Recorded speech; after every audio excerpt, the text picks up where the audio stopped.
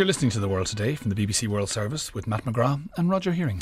Greece is going to find out later today if it's done enough to satisfy its fellow Eurozone members. A meeting of finance ministers in Brussels is going to decide on whether Athens gets the $170 billion bailout, or rather the banks get it, because of course the money's intended to relieve the banks' pressure on the Greek government that would otherwise lead the country to have a default on its loans. But the deal is that in return for the money, Greece has to follow a series of deeply unpopular austerity measures. So is all this something that really matters outside Europe? I spoke to Mark Bloomfield of the think tank, the American Council for Capital Formation. I asked him, how is all this being viewed in America? I think it's troubling the policymakers. Somebody I respect a lot is a fellow by the name of David Gergen. He was an advisor to 3 presidents, Reagan, Clinton, and another one. And basically, Dave has said in an article a while back that the Achilles heel of Obama's reelection is Europe. Now, that's what people who are sophisticated and policy analysts will say. The voter in the primary, Republican primaries or others, he's focused on his job, his financial insecurity, his kids' ability to go to college.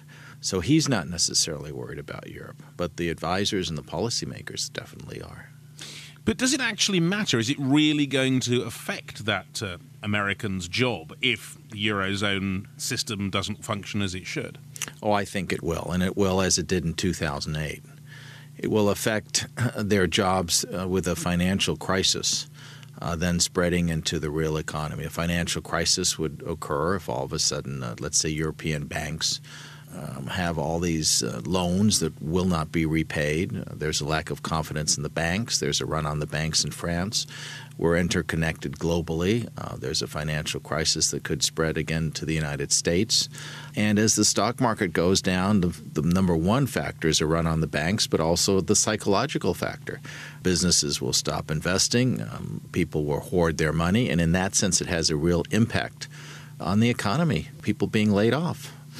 OK, so it matters to America. So in that case, looking to what we assume will be Greece getting its next bailout sorted out, is that kind of thing going to actually calm nerves in America? That is the question which I don't think anybody knows.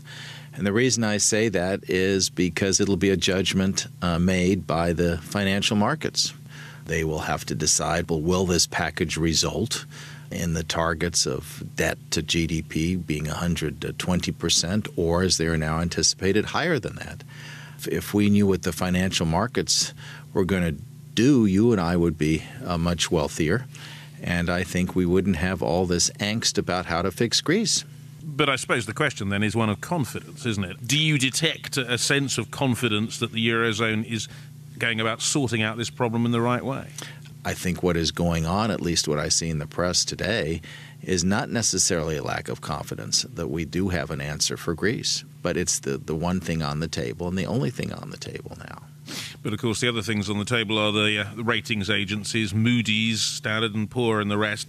They are clearly indicating, I would have to say, a lack of confidence in many ways. How seriously are they being taken on your side of the Atlantic? Well, they were taken seriously in terms of urging the United States government to move more forcibly on debt reduction. But mind you, those same rating agencies did not do their job when it came to our financial crisis relating to what happened in 2008. So they're certainly not at the top of confidence if you're talking about confidence. And in terms of your view of the Eurozone, do you now sense that at least the problem is being taken seriously, that if the Germans or the French or the British are putting in place these fairly harsh measures, that is a sign that they are prepared to take on this problem? What it basically boils down to is the question that nobody can really answer, and that is what magic button can you push to get economic growth? If you had economic growth in Greece, we wouldn't have this problem. And as you know, we've got the trade-off between the long-term fiscal viability of a country and the need not to stop sliding into recession.